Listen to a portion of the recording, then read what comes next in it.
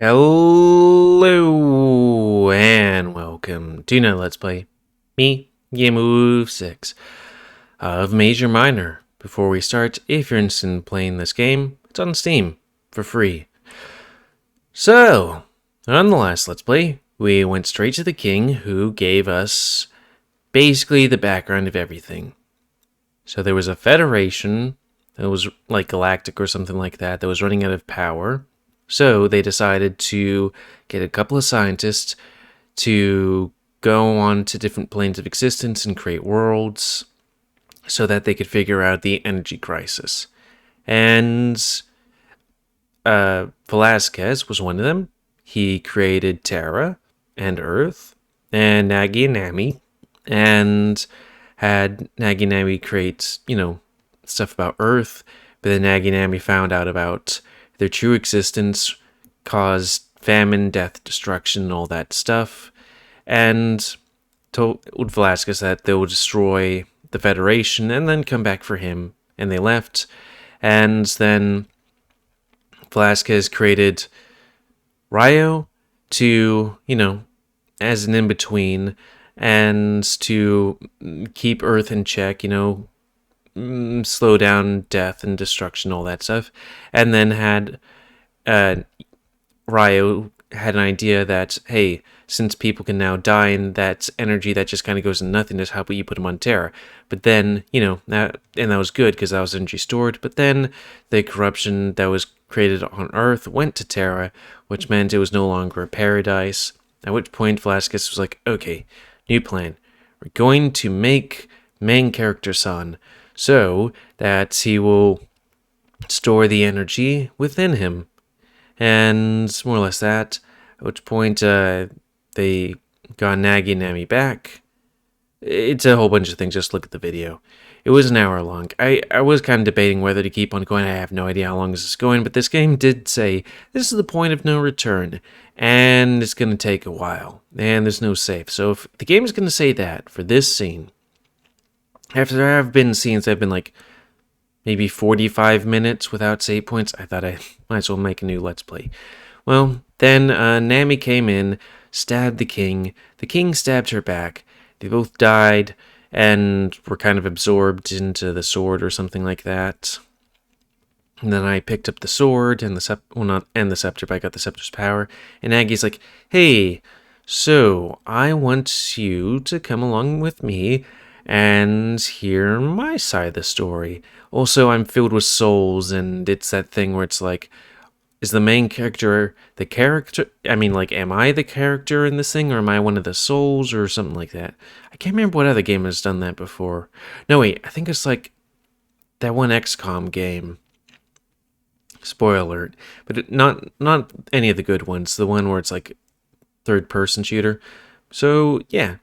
We're on Nagi's ship, and he's going to tell me his side of the story. Also, Fidget's dead, because they killed him for some reason. Anyways, as soon as we enter, I see Nagi stand at the terminal, so I don't know what he's doing. But he sure does. His fingers tap away at the touchscreen with expertise. Also, they did spend time collecting energy by destroying the Federation and storing the energy in the swords, I guess. And we're on a Federation ship. After a moment, the windows seem to open. Actually, they fade into transparency. I'm welcome to a void of space, an absolute black. It's littered with less stars than I'd expect. Oh, is the universe dying? Is this going to be like some kind of... what is that one game called? Outer Wilds thing? That scared the shit out of me when I first noticed that. Because, what's that word called? The insignificance of everything? Anyways, it's kind of beautiful, isn't it? It's at the edge of your reality plane. You can see outside, but that's it. You don't have the technology to escape, nor the ability to see this far. You're the first Earthling to witness this. All of those stars just out of reach. They're the Federation's core's worlds. But what are you seeing is only a memory. They're so far away, this isn't accurate. The light is millions of years old. We've long since destroyed those worlds. Honestly, I'm a little conflicted. From here, they look amazing, but you can see their flaws up close. If I could only see them like this, I would have never destroyed them. They'd still glisten like this today. But every candle dims into nothingness, and there's also beauty in the darkness. Something that most people hate to admit. He rests his hands against the window and snickers. I guess he's overtaken by nostalgia at this point. That's what the universe looked like before his onslaught. Because it was a millennia, so there was probably a lot more stars or something. Then a moment later, he turns to me and smiles. I wish I could show you that darkness. Light is not as pure as people think. Those worlds shined with indecency, yiffing everywhere. Take slow steps towards me. I want to ready my blade, but I don't. I sense sorrow and regret in his words. He wasn't going to attack me, I could tell. I hate thinking about the past. It stirs up a rage within my soul. But do you share the same rage as me? We were supposed to create a perfect world, but it wouldn't really be our world. It'd be handed over to the Federation. And what would happen to us after that? We'd likely get discarded, thrown away. We had no purpose other than to listen. At first, we didn't know what. We happily made Earth to be perfect. We believed it was our will to do so. But free will does not exist for us. We're only doing what we were told to do, even if we didn't know it at the time. We grew curious about our future. That is, when we confronted Father. He told us the truth about everything. We lashed out at him in rage. We would have been free to live our lives. We should have. But instead, he created us as slaves. He didn't deserve to live in peace. That is why we performed our ritual. We cursed the earth with all manner of flaws. Death, disease, famine, you name it. He'd slowly watch his mission crumble. His scepter would always be out of reach. Nami and myself were able to break free, but we promised that one day we'd return. We'd kill him when his will was broken. That is, when we embarked on our mission. We'd find the leader of the Federation, and we'd kill them, breaking all shackles. They'd never be able to do this again, condemn worlds to their servitude. The reality planes should have been free. The core worlds were the first thing we saw. They were in worse shape than we thought, much more pathetic than Father let on. We touched down as soon as we could, but we were instantly greeted with violence. It was unfortunate, but we fought back. That's when we found out the truth. Our weapons were plagued as well, likely from the same ritual on Earth. As we killed them, we grew stronger. We could convert life into raw energy. Suddenly, our goal became more realistic. We began traversing all of these worlds, and we saw the Federation's true nature. They could barely sustain their own people. Their need for new energy was apparent. But none of these places were successful planes. The Federation was living its final days. You might think that we're monsters, but our harvesting was a display of mercy. These people were suffering so much. We'd use their energy in a righteous manner, by destroying the Federation entirely. Normal worlds would suffer because of them. As we harvested, we interrogated. We learned where the Federation was run, and about its leader, the Imperator. We knew where we had to go. The world that had the Imperator called home. Only there we would end the Federation. But we saved it for last. Exodus. We wanted the Imperator to suffer too, much like Father would be at the same time. He'd see his Federation fall apart, and then he'd lose all hope. And when he'd lose all hope, he'd die. Then the universe would truly be free. Our journey finally led us to the homeworld. We were all powerful, completely invincible. Sure enough, this world was a paradise. They weren't suffering like the other worlds. The Imperator obviously did this on purpose, ensuring that he was able to live happily. When we met him, we had a long talk. He stood by his morals to the very end. These experiments were for the greater good. He was civil, which was unexpected. His experiments led to so much suffering.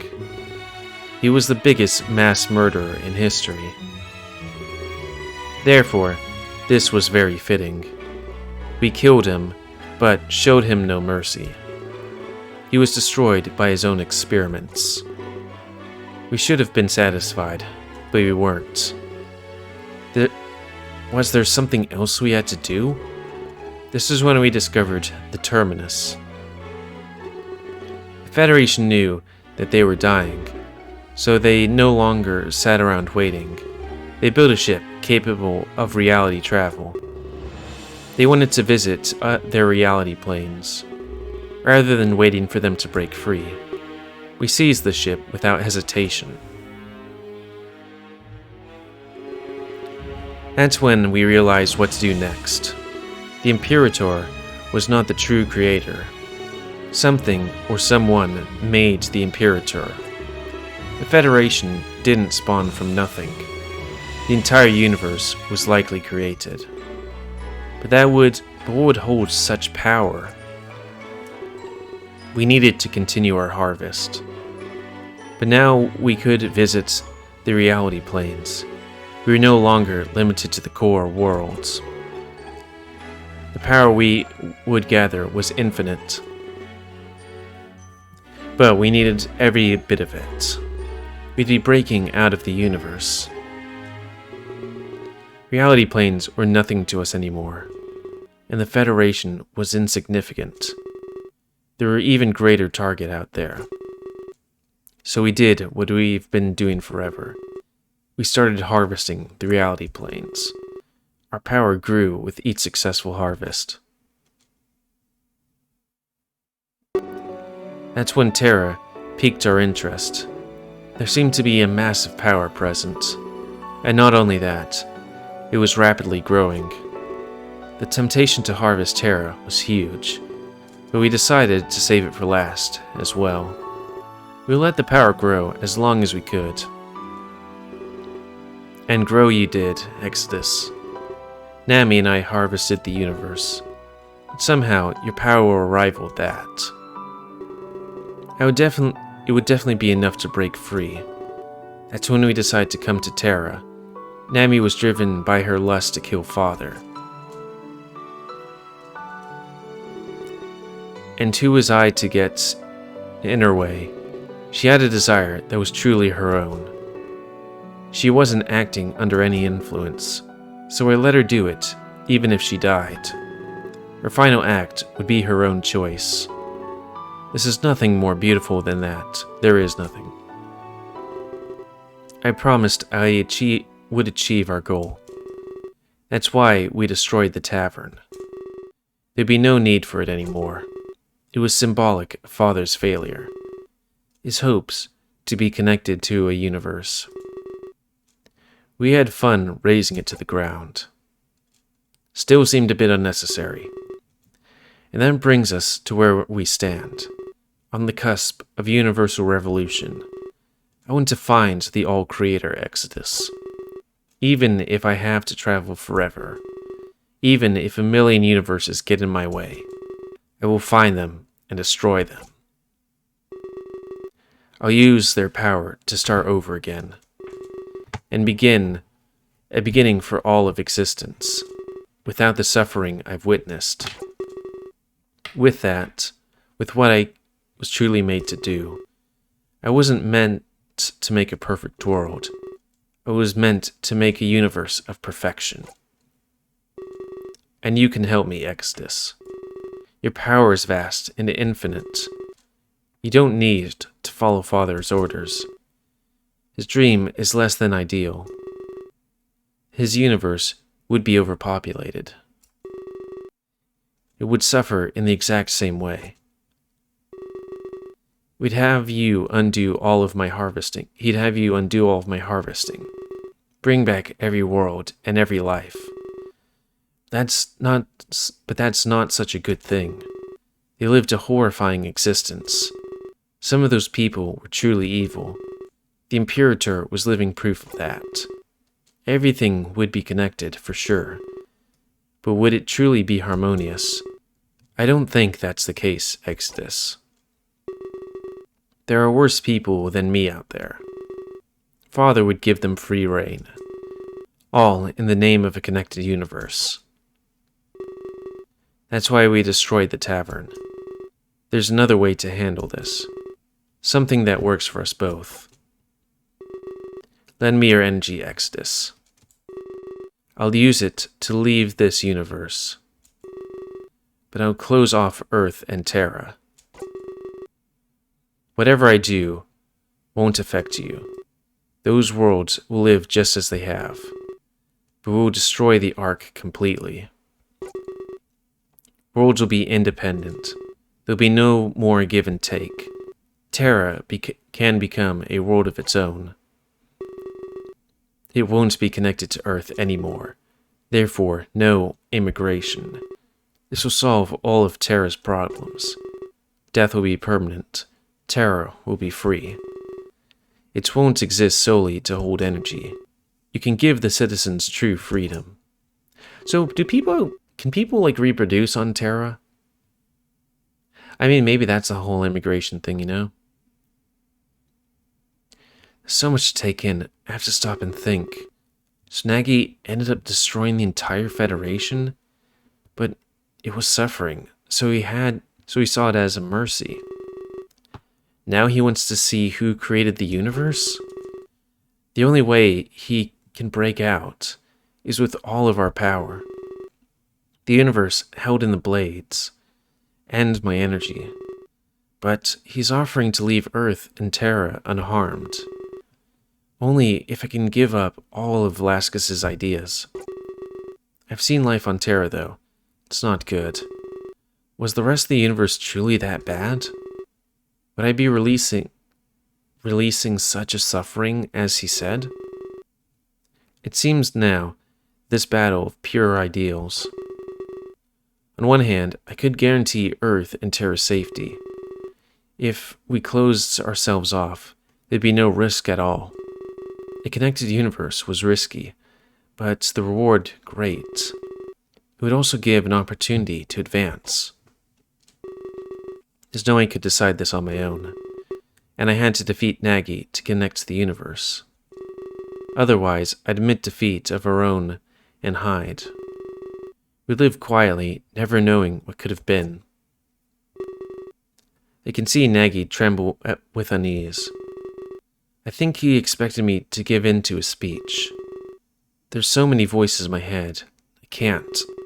It's too unclear, too cloudy to pass judgment. Cloudy. I understand what's going on. The souls inside are conflicted once more. They don't know exactly what action to take. I nod and tell him I'm sorry. I need lots of time to think about this. It doesn't need to come to that, Exodus. I have a better way to decide everything. A way to let our true selves decide. turns his back to me and returns to the terminal. I see him typing away at it, much harder than before. I sense he's trying to hide some frustration. Did he really expect to convince me so easily? After a while, he turns back towards me.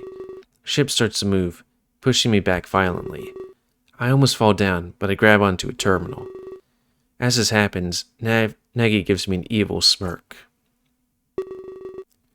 I've learned one thing during our harvests. People are most open before their death. This is when we put things into perspective. You can learn a lot about another person, especially with a blade to their neck. So tell me, what do you truly want? He flourishes his blade and holds it out towards me. Instinctively do the same return, facing him. The ship is moving, our destination unknown to me. Nagi keeps an evil grin on his face, ready to kill. Our destination is Terra, a crash course. In fact, we'll hit the castle directly. The fallout will obliterate everything. Let the blades speak for your resolve. If you can't defeat me, then very well. You will make Father's dream a reality. If you can. But if you don't defeat me in time, we'll crash and you'll die. But I can use your power for myself. Then I can use the power for myself. He lunges towards me and attempts to strike me down. I meet his sword halfway, blocking both of us and locking both of us in place. I gaze into his eyes. It seems we're both equal strength. The blades stay in deadlock, not choosing sides. But there's a part of me that wants to defeat him. And it detects this desire. The gear of my blade spins. It gives me extra strength, and I finally overpower him. But he dodges with ease, moving to the side. After a moment, he attacks once more, in full force. I brace myself, and hold out my blades in defense. When our swords clash, a white light flashes before us. Likely its reaction to my spinning gear. Oh no, the energy is escaping. These blades were not meant to clash. Exodus, tame your gear immediately. I don't listen to him, and I attack again. I need this boost if I wanted to win. White light flashes, as they clash another time, but when it fades, I notice new stars glistening. Celestial light shows being born from the blade. Worlds long since harvest, finding new life. Don't be foolish. You'll undo all of our work. Then neither of us can achieve anything. He starts to take a defensive stance. He was afraid of our swords connecting further. He dodges my attack smoothly and with ease. I never thought such a man would display grace. A part of me wants to stop the gear, but I don't. Now I've tasted this power. It's all I need. Perhaps this is what Nagi felt when he used it as well. He continues to evade, so I'll need to switch things up. Flames start to engulf the windows of the bridge. We must be breaking into terrain's atmosphere. The ship shakes. It could use this as turbulence. Perhaps I'll be able to throw him off guard. Only a few minutes left, Exodus. I can dodge whatever you throw at me. There's no way you can win anymore. His baiting words, and I attack in full force. Baiting works. But this time, I do my best to trick him. In the middle of the slash, I lose my balance. He thinks the shaking of the ship overtook me, but he was the one to get caught off guard. He tries to take my moment of confusion and attack me, but like I did before, I dodge him with ease. I turn around and drive the sword through his back.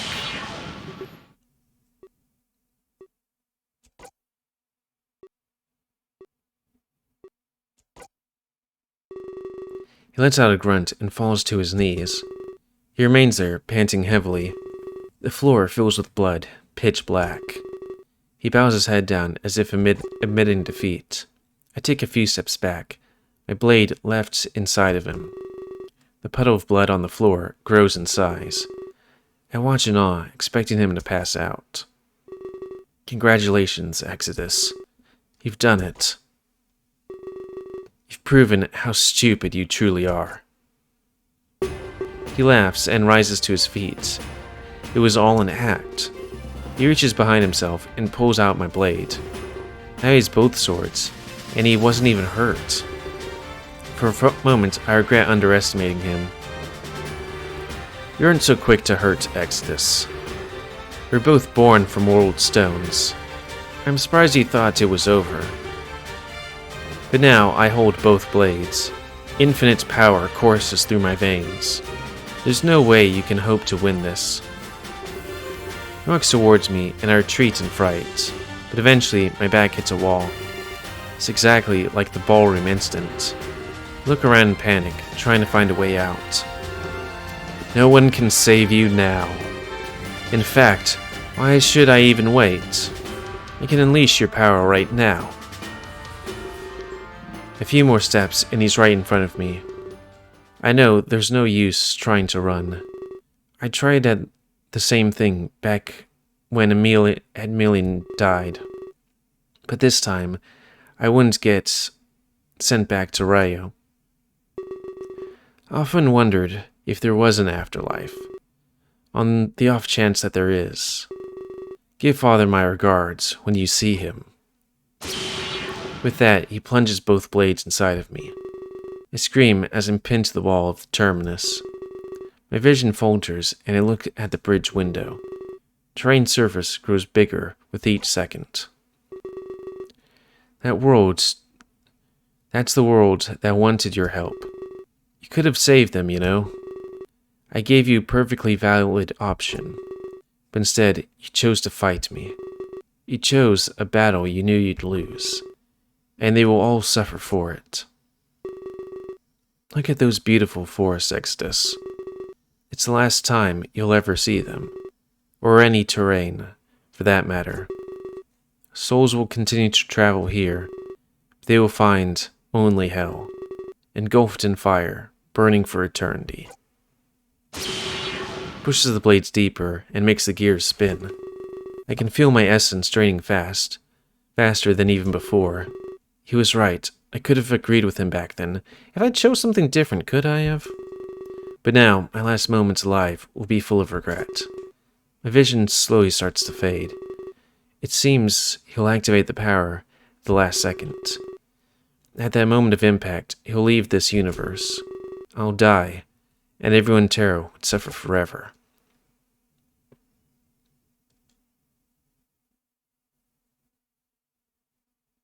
But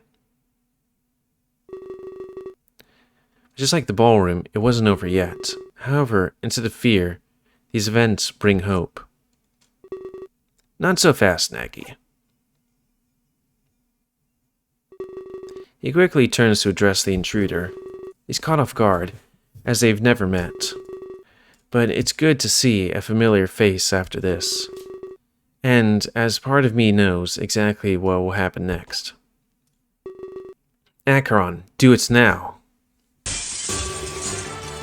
While Nagi is confused, Rayo makes his move. He dashes towards me and pulls out one of the swords. Then he returns to the center of the bridge, smirking. He points the blade at Nagi, completely determined. So, we finally meet. Last Kiss Creations, together at last. He sure screwed up the first time round. You're the other one, then? You followed my plans in the ballroom. Brother, do you have a death wish? Nagi turns to me and tries to take the second blade, but before he can get to me, he stopped. Going somewhere? Acheron quickly removes the other blade. I fall to the ground in a puddle of my own blood. But they have both swords, free to kill Nagi. They stand there, pointing both towards him. You two, explain yourselves. I demand you tell me what's going on. Like you did to all the others you've killed? Don't make me laugh. You don't deserve it. Today, we erase a scourge from the universe. Rio lunges forward, stabbing Nagi straight through. Ryo. The larger man stumbles back and groans in pain. Acheron, let's end this. Destroy the cause of so much suffering, and give a brighter future for everyone. Couldn't have said it better myself. You know, I thought I won the battle. But now I know, this is truly the end. He follows after Ryo, and stab Nagi as well. They both look at each other and give a firm nod. They activate the gears, and Nagi screams in agony. You fools! You can't defeat me! I'm the embodiment of death! A force more powerful than anything! Acheron simply laughs. And I am the embodiment of life. For the first time, it has prevailed. A new force will govern the universe. The white life engulfs everything I can't see, but I feel energy, and then the lack of it. Almost as if Nagi was now part of the Blades. They had truly defeated a man who created Earth? I bring myself to my feet, and my knees tremble. I call out to Ryo and Acheron, hoping they're alive. Perhaps their energy was put into the Blades as well?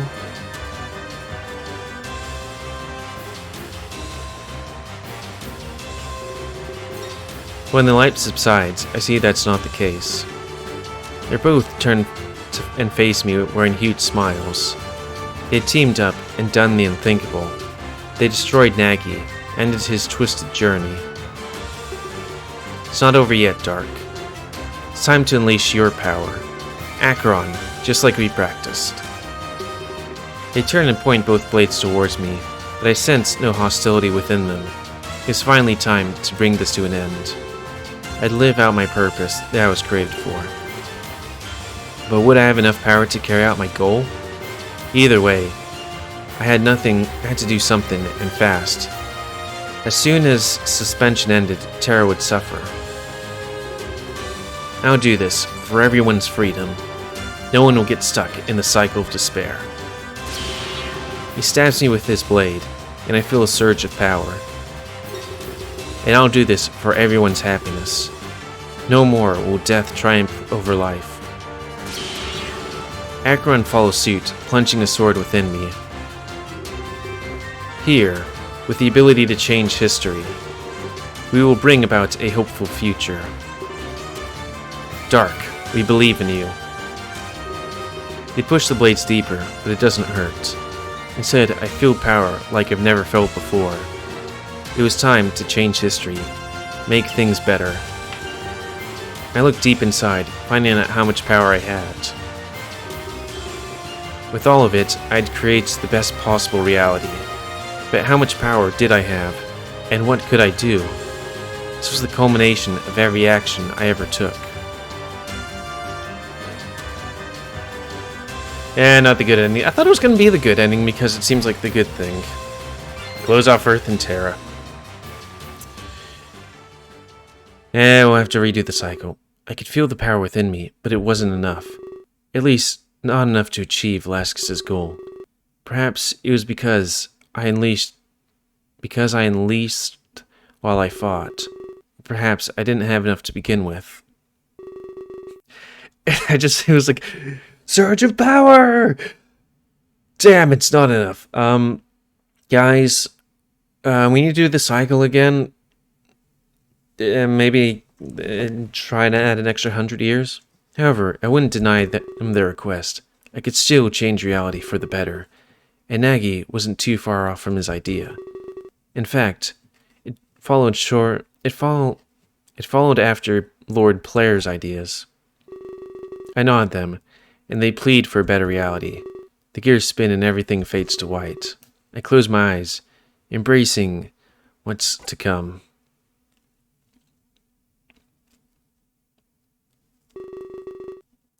I knew my journey had finally come to an end. Doubt. And I also knew that I'd never open my eyes again. But when I did, they'd see the future I created. Wait. I also knew I'd never open my eyes again, but when they did, a future built on the foundation of loss and suffering. A future they would never experience it again. I didn't have enough power to bring back the dead. but I'd shape a reality that could bring everyone joy. They never know the truth of what happened. The same lost souls made this dream a reality. I would be among them as I knew the truth. My sacrifice in suspension meant I'd be forgotten.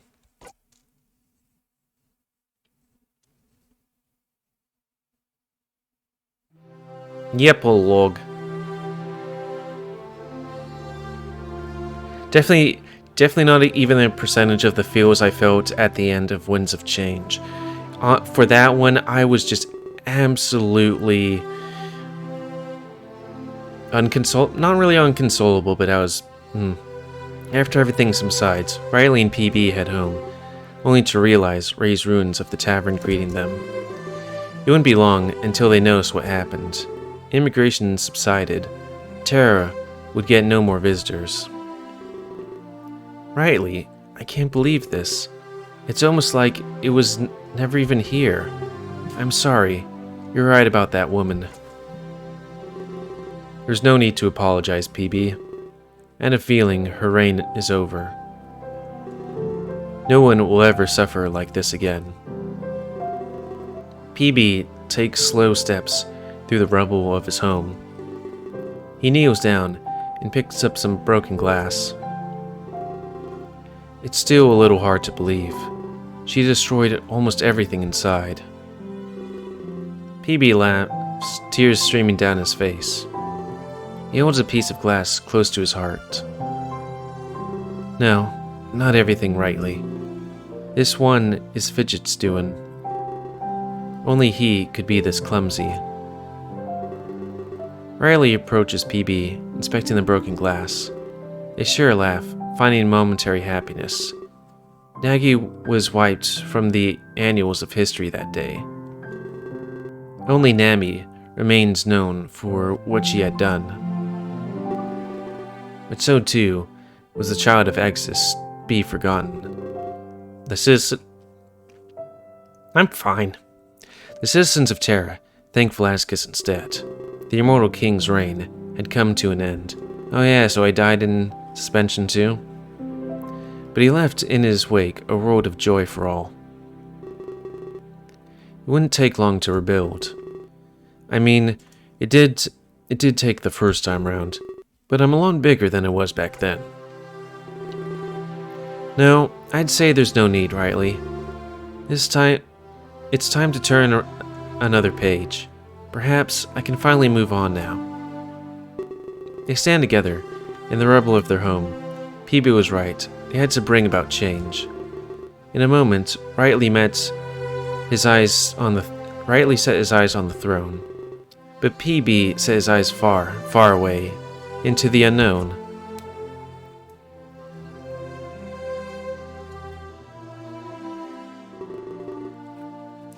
With Velasquez gone, Terra was in disarray. Riley immediately ventured to the castle. Amongst his findings was Velasquez's journal, a chronicle of his life, ending with one decree. Wait, say that again, Dusk? I might not have heard correctly. I'm afraid you did, my lord. I feel like it's time to move elsewhere. But don't worry, I won't be out of reach. Velasquez wished for Riley to be a successor. A lot of responsibility, but he accepted eagerly. He always had his exceptions with Velasquez's rule, but now it was time to lead Terra in another direction.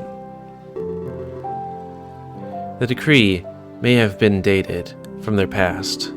Riley and Velasquez used to be great friends, but a royal decree must always be honored, and so Terra found its second king. But a change in power brought about other changes, including the departure. I'm also thinking about the end of Winds of Change. Give me a break. Dusk, Velasquez's advisor. Riley's rule would be different in so many ways. I have to say, I'm a little shocked, but not everything can stay the same. I wish you all the best. I truly do. Means more than you know, my lord. Please, accept my peaceful resignation. As opposed to what kind of resignation? And may your reign be ever prosperous. He bows before leaving the throne room. It was the final time he'd start to set foot inside. The final time he'd set foot inside. This wasn't the only man who felt it was time to leave. There were others who didn't fit into Rightly's rule. However, this gave them the opportunity to grow. So what? You're leaving just for good? PB, isn't that kind of hasty decision? I feel like I've always wanted to, but I had things tie me down, you know? Actually, when you say it like that, I know exactly what you're talking about. So you have any idea where you're going? Not really, but that's the glory of it. There's so much uncharted territory here. Lots to see, even more to map out. You, a cartographer? How hard can it be? I taught Fidget how to draw, you know. Stick figures. And look how that turned out. What's that supposed to mean? Nothing. Calm down, little guy. Short stack. Just mean maybe you could use some help. I'm not sure what I could do next either. Does that sound like something we could do? You might need some second opinions, or at least someone who can protect you. Yeah, but I don't have any money. So don't come expecting a huge paycheck. That's okay. It's not money I want anymore. Besides, maps could help the future generations. I'd love to be tied to something like that.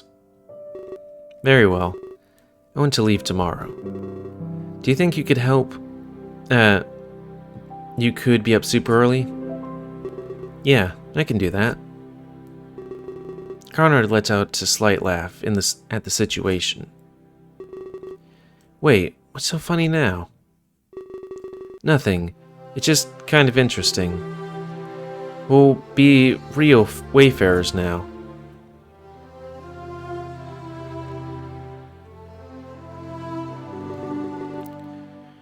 While some left Rightly's side, others flocked to it. He created a network of trusted friends by his side. This way, he knew he could trust those around him. Wait, could you say that again? I want you to be my advisor, Kalen. We've been through thick and thin. I know I can trust you with anything. Besides, I know how strong you are. You protect me, and I'll protect you. No one can survive alone on Terra. A royal advisor? Huh. Can you put up with my attitude? Honestly, I find it endearing. Good to hear after a long day of work. What was he doing all day? I can't remember. You tell it like it is, Kalen. That's something I need. Bit yachty. Well, when you put it like that, I don't think I can turn you down. Do I get my own wing of the castle? Riley laughs, shaking his head at Kalen. I don't even get my own wing. I just get this little room here. But honestly, it's all I need. Alright, then which throne is mine? Now, there's something we can negotiate.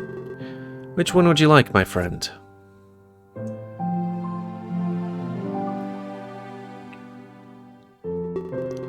The structure of Terrain royalty continued to change. While some left the castle, others arrived. No matter what, they all had one thing in common. They're all taking life in a new direction. I guess that's all of it. I never thought I'd live to see this day.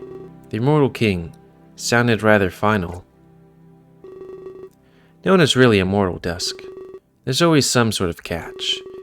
It was just his time to go, that's all. I guess you're right, Sam. And now it's our time to go. Do you think you can carry that? It's just a box. No, I meant this D. Alright, alright. I just don't want you carrying too much. You sure you know where we're going? Please don't stop. Please stop coddling me, Dusk. You may have been my boss, but not anymore. Interesting. You left the king. I'm just helping. Sam walks away, carrying Dusk's belongings. And as she leaves, someone else enters. A confused look on her face as she seeks the king. Oh, hello there. Can you help me? I'm looking for the throne room. Do you know where that might be? Ma'am, you asked the perfect man. This place is like a second home to me. It's up the stairs, through the double doors. May I ask what you're here for? Well, I used to work at the Wayfarer, and it's definitely out of commission. It kind of got all exploded. Riley called me here to help out. That's awful nice of him. Vasquez wasn't always so generous. Wasn't always so generous? Riley sounds like a fair ruler. Oh, absolutely. I've known him forever. Terra will change for the better.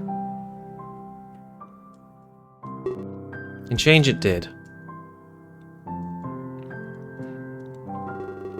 Riley went on to be loved by all Terrans. His rule was just and allowed freedom. Did Velasquez not allow freedom?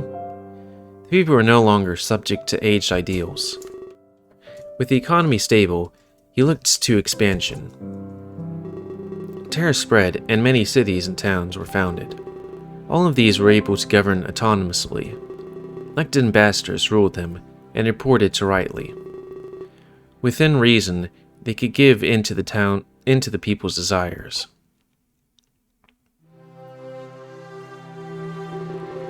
After several years, Lord Player returned.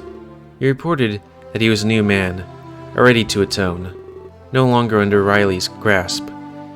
He ran for office. In the end, he was elected as the ambassador of that one place, Riley.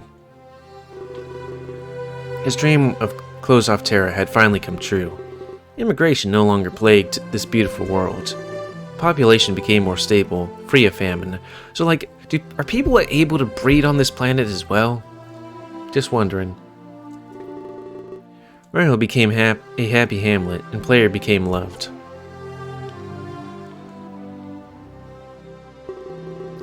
Dusk and Sand ended up as work partners once more. Founding an academy, they taught children their history. He was right. They deserved to know more about Terra's past. More importantly, lesson of the immortal king. Their academy started an infinite cycle of knowledge. When they died, the children would take their place. They'd pass this knowledge down, and it would repeat. This ensured nobody would ever forget the past. That soothsayer was right. Trish had no choice but to leave the Wayfarer behind. Both PB and Fidget were no longer in the picture. Accepting Riley's offer. She worked in the castle. The rest of her life was spent perfecting her art, which didn't get any better. But, she tried. And over the course of several years, she did. Terrans would travel far to taste her concoctions. Oh, and wait, food? She brought an influx of tourism to Riley's castle. But unlike Velasquez, his gates were always open.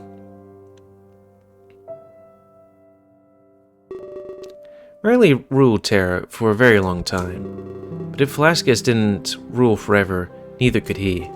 One fateful night, he passed away peacefully in his slumber, leaving behind an expanded and fully united Terra. He is remembered as the greatest ruler they ever had. Out of two, but, he wasn't immortal, so pretty good stuff. People travel the world to pay him respects. Unlike Velasquez's, that had, a couple hundred guys. Dusk and Sam's academy had a new lesson to teach. The story of how Terra truly became a paradise. It was decreed that Kalen would rule in his stead. Assuming kingship, he ensured Riley's legacy lived on. He would keep Terra connected and united for eternity. His job was to maintain what Riley worked to create. One day, PP finally returned from his journey. He carried maps depicting every corner of Terra. I guess this planet isn't that big, though. Like, seriously, I don't think one person can map the entire world. At least, not with medieval-ish technology. He named discoveries after his fallen comrades. Gave Klain new ideas for continued expansion. He was older and more aggressive than before. Conrad didn't return, and he was silent on this matter. Oh, Conrad! But the skills of the assassin were imparted to him. Becoming Kalen's advisor, they ruled into old age. Expansion continued and spread around the world. Laskus would have been proud of this new Terra. It was all connected, but on a much smaller scale, and it flourished for the rest of their existence. It flourished for the rest of its existence? Well, that's nice. Unless a meteor then hit it, and then... On Earth, however, things would remain unchanged. After exiting the bunker, everyone regrouped. Heading back to Tokyo, they continued their plans. The world tour and the memorial would go on.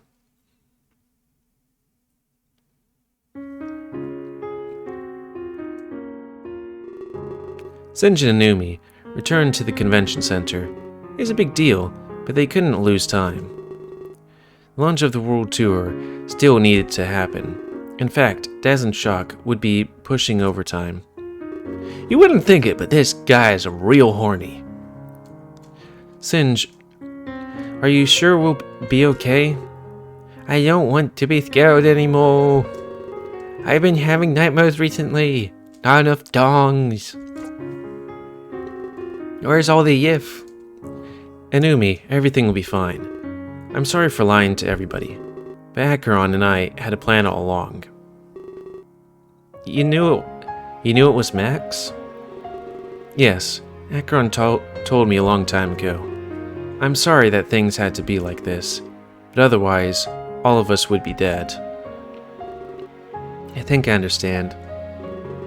If not, you will someday. You can't always win unconditionally. There'll be losses on the road of life. I just wish I didn't have to be bro. Trust me, I feel the same way. It would take a lot to push through this. I can't imagine what Daz is feeling. And this was all because of Maxine Armstrong? I heard someone said they'd execute her. She probably deserves that, right, Singe? I can't say for sure, Numi. The world doles out justice in strange ways. You can see that after all that's happened. I guess, but you know what they say. The punishment should fit the crime. Like that book, Crime and Punishment. Never read it before. This place is new. While some wanted vengeance, others wanted remembrance. To honor the fallen, instead of avenging them, Daz and Shock put all of their heart into the rehearsals. It would be their one chance to shine on their own. I'm not sure about these lyrics, Daz. Don't they seem a little sappy to you? I'll be yours. What's up with that? It's a memorial, Shock. It's not for us. Other people will find meaning in them. We just have to sing with them with emotion. Besides, my solo isn't any better. You're calling our debut sappy? Wait until you hear my performance. I take your word for it. I'm really starting to feel the pressure. So many people will be here for Clace. This isn't about Clace. Never was. We're singing for every single loss. Past, present, and future Shock. What's happened to everyone's emotion? Evoke memories deep inside them. Even memories they may have forgotten. I guess you're right, but I'm still singing for Rocker and Clace, and maybe some people in my past. To that end, I don't want to screw up. if they're watching, I want them happy. They deserve to smile through all of this. You and your lyrics are... And you said the lyrics are sappy. You should never hear yourself right now, Shock. You should hear yourself, Shock. Sorry, I'm running out of energy. Did you open to... And that would take a break and start over! But luckily, the next time around, I'm not going to read everything. He chuckles, and they go on to share a laugh. They practice deep into the night for their big debut. This would be a start of the rest of their careers. What happened tonight would dictate their futures.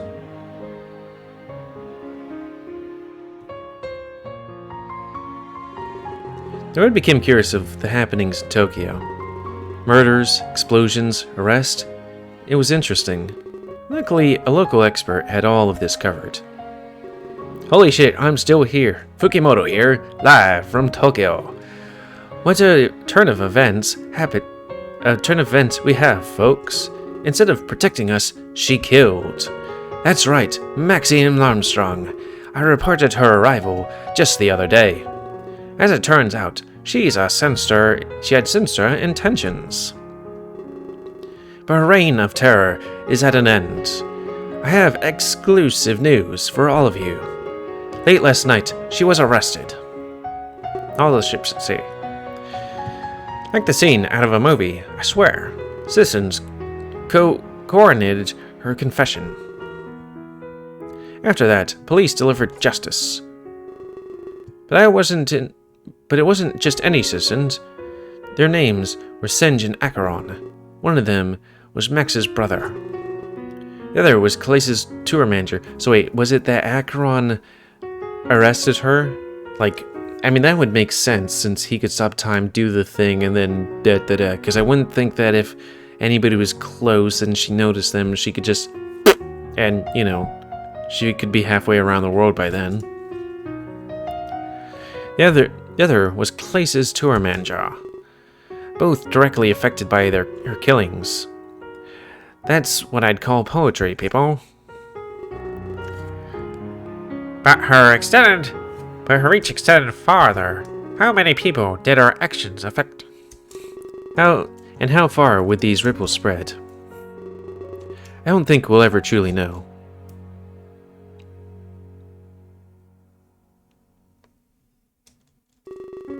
While Rook survived, he found his calling elsewhere. He left Jade and Singe alone to plan their world tour. Though he'd be in attendance, he wouldn't be involved. To that end, the two remainders plot their next action. Boyd. He could have picked better timing, much better timing. There's so much to do in just one day. Do you think we'll be ready for tomorrow night? Nope. It wouldn't be the first time, Jade. Life takes us all in many directions. It would be wrong just to impede Rook. Besides, he always wanted to help Eclair. He was open about that when I hired him. I just wish he continued working for us enough to pay off his debt. He's just pursuing what he calls his dream. Yeah, you're right. Sorry for being a downer about it. It's just a big change to get used to. One of the many that has happened lately. This trip has taken its toll on all of us. I hope to relax, enjoy the show tomorrow. But that probably won't be the case. There's always something, A manager's work is never done. Jade smiles and laughs. Unless he delegates it to his assistant. I'm always here to help you, know that. You should go and enjoy the concert, Singe. You do the same for me, Jade. You do that for me, Jade? I wouldn't be able to thank you enough. I never get to enjoy these things proper. Absolutely, whatever you need. You always have my undivided attention. I fully devote myself to your cause. Anybody else alive on Earth? Oh yeah, these two. While new bonds were forged, old ones were kindled. A large lineup gathered at the doors of the cafe to chat. Rumors spread of Rook's return, the famous male host. That and the rival of Akihabara's star couple. Revival. Hey there, welcome to Cafe Chat. Is there anything I can do for you today? Oh, you want to make some reservations? Well, that's going to be years in advance. How about 2050? Just a moment. Claire turns to the side and calls out for Rook. With him in the back in the picture, everything was easy. She truly missed the days when they worked together. And now they were back. She was full of joy. Oh, more reservations, you say? Unfortunately, we're booked up for months. Can we set up a date for what works for you? Rook hands a customer's tablet. Displayed on it are all sorts of reservations. The customer quickly points out that tomorrow was empty. They have high hopes for booking a session. Unfortunately, we have a concert to attend. I wish we could fit you in, but we can't. You have to look at a date in the future. The customer sighs and gives up, but they don't want to leave empty-handed. They pass their phone to a friend and step forward. They want a picture with the famous star couple. Oh, a picture? I'm not very good at those, I'm afraid, but I'll do it if Rook does, alright? Rook nods, and they're all gathered together. Before the picture can be taken, the customer moves. Claire is confused, then realizes what's going on. As the photo is taken, Rook gets down on one knee. Oh! There was so much on her mind that she forgot. Today was the anniversary when he saved the cafe. But as she looked down at him, his eyes glistened. He wanted to make today the anniversary of even more.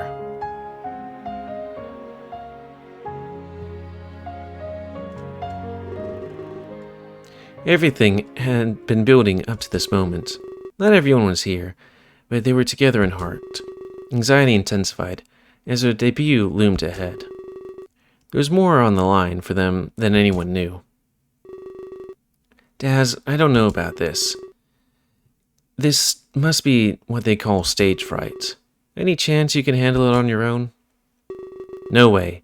If you run, I'm coming too. We've gone too far to back out now.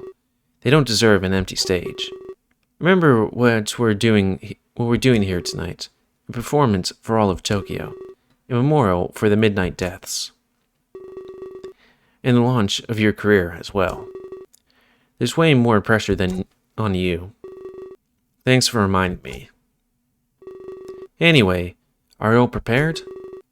I'm still worried about my piano work. There's a few tricky chords in there. I'm worried about singing in general. I've only ever provided backup vocals. They expect me to lead our duet tonight.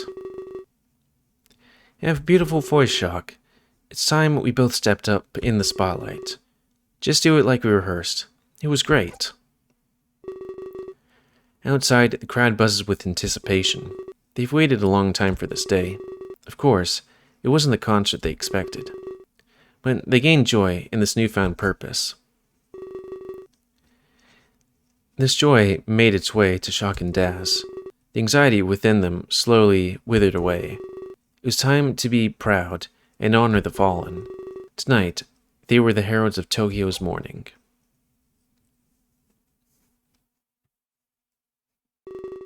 They stepped out, and the audience remained silent. They didn't applaud out of respect for the theme. It was a somber moment, a moment of quiet remembrance. One last aria for those lost souls to sway to.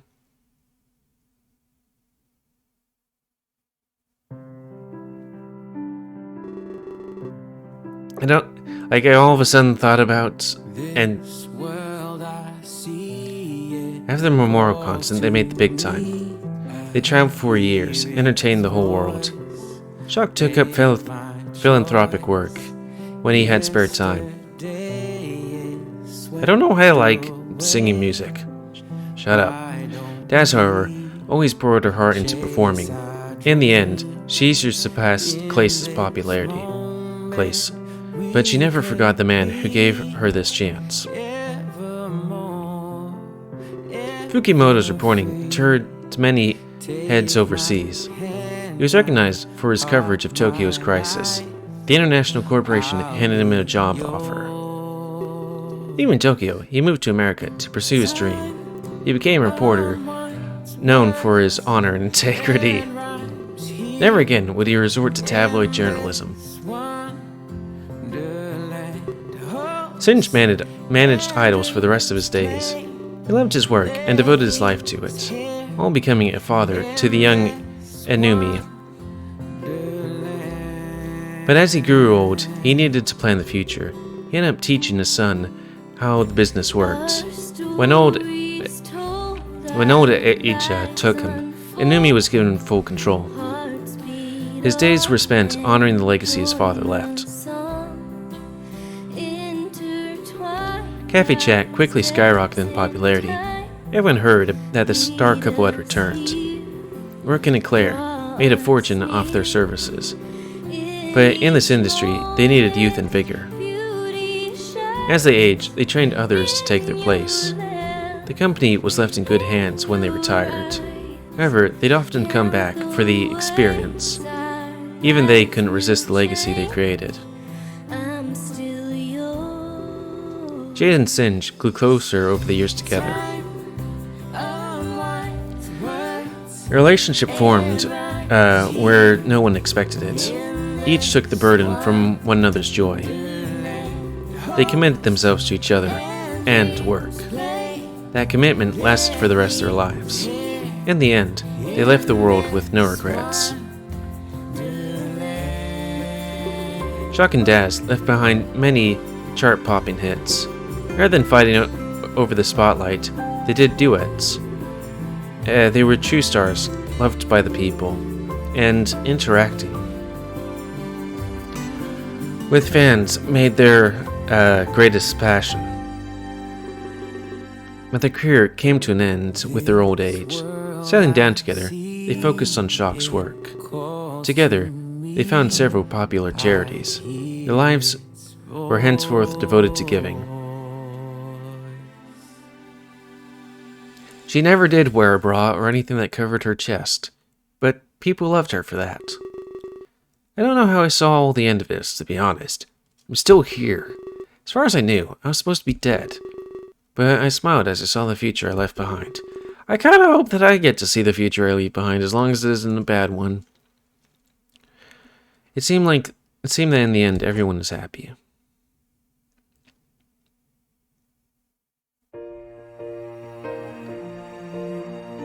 Game and story by Clace. Oh, What's your story? fuck me. What's your plan? It only hit me now. Where you going to? Where do you stand Motherfucker. in this moment? Only now I was like, oh, the guy that made the game has the same name as the guy that was murdered in it. Live your life out. Son of a biscuit. You can dance. Definitely not the same, like, I did feel a little bit sad and had to be, like, hold my breath just a little bit. Oh, and here's the cast of characters. Anubu belongs to Mikhail, and he's has so many if. Take the high road. But I liked it. It'd be interesting to play it again, hopefully without having to read everything. I'm not sure if there's going to be scenes where it's going to be the same thing, or which going to be scenes that where you have to do, but it's going to be somewhat different. I'm not sure. I might just skim over it. Kind of like with the Dastro, where I don't actually talk, just do more commentary. Ugh.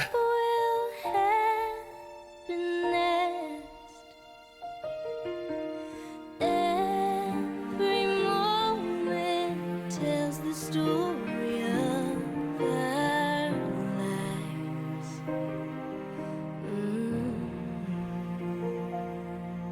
I need maybe a tea break. I also need like some iced water because I am bloody hot. What would happen if we tried? Oh, it's a good thing that I got these endings in half because the last one was about an hour and this one is also an hour. Finn. Or is it Finn? I mean, A, because I have to redo it to get the true ending, and B, Winds of Change is the sequel to this game. You know, corruption, connected worlds, what's his name? Ryo and Acheron and maybe main character being the final people of it. Oh yeah, I was gonna look at some spoiler stuff that I copied and pasted, but I didn't actually look at. And you know the sword, of course. Because, let's see. Alright, if I click off the screen, then it does the flashy thing. Oh, is that fading? Yep, it's fading. Because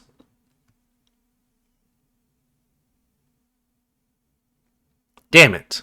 I knew something like this would happen. Actually, I didn't. But this is what happened on the previous one. I think on the previous one, Max sits alone in the courtyard of her prison. She instills a sense of fear in the other inmates. Avoiding her, they call her insane and unstable. But after what happened, she knows the truth. Well, at least I get to keep my clothes. They're right to be scared. They don't know what I'm capable of. Rising up the food chain will be easy. She lifts weights, grunting as she pushes her limits. With each rep, unpleasant memories return to her. Her loss to Acheron and Singe, and her murder spree. She finds strength in this, but can't tell why. 8. 9. What? She drops her weights to either side, panting heavily. But not because her set has reached its end. Instead, she drops in a state of shock. She feels a familiar sensation and braces herself.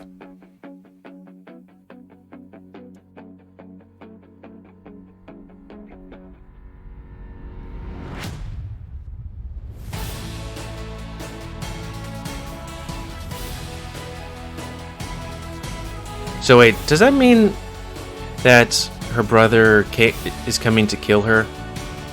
Or just have a chat with her? Because, you know, he can kill her, but if he kills her when... What the fuck was that? I was just looking away and it looked like that thing winked at me.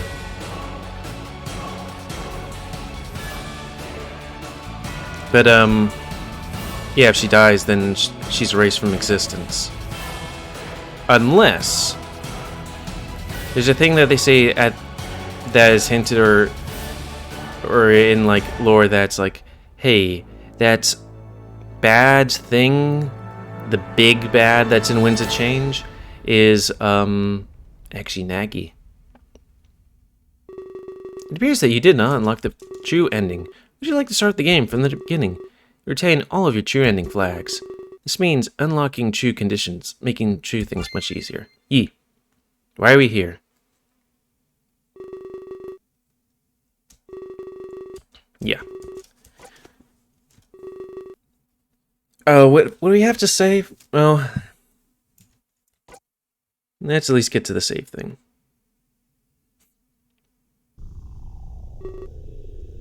Right? I don't need to say this.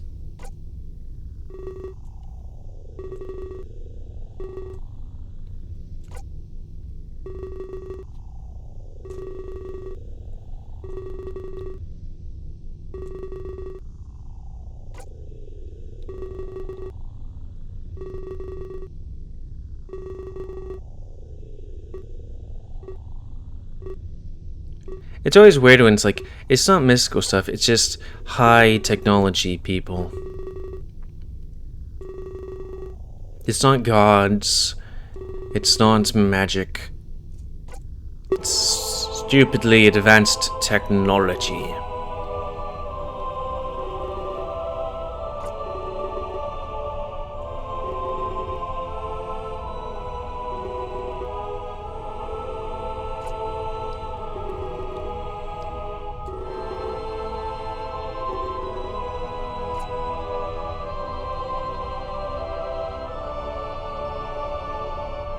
I just need to remember if it's if that's how you spell it.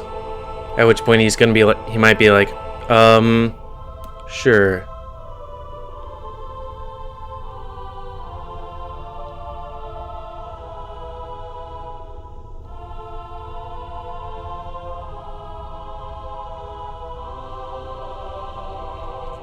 EXODUS.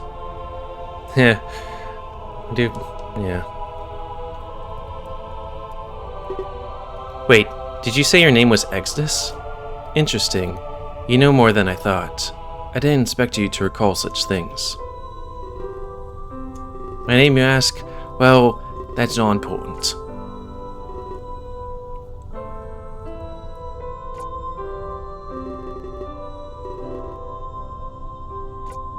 Exodus, Exodus? I might change this later. I just want to get to the save file and take a break.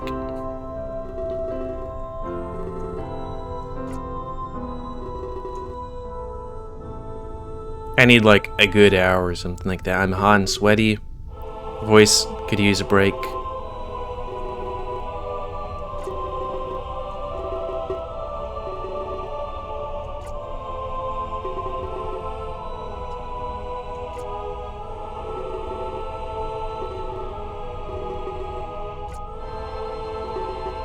Or maybe I'll just hold down the button for the most recent save, which, I don't know, was about an hour or something like that. Oh, never mind. Thank you. Now, with that, it's gonna be the end of this Let's Play, and the start of a new one. So, please comment, guys, comment so much you like this. Oop. I lost my connection because I sat on my cord. Dislike, tips, tricks, otherwise. If you like my YouTube and would like to see it grow now I can hear again, then please like, subscribe, and check out the rest of Epic Grow, and please remember to spay near your animals to help control the pet population. I have my thing right here. Gonna take a break though. And until next time, I'll say me, GamerWolfSix of Major Minor. See ya.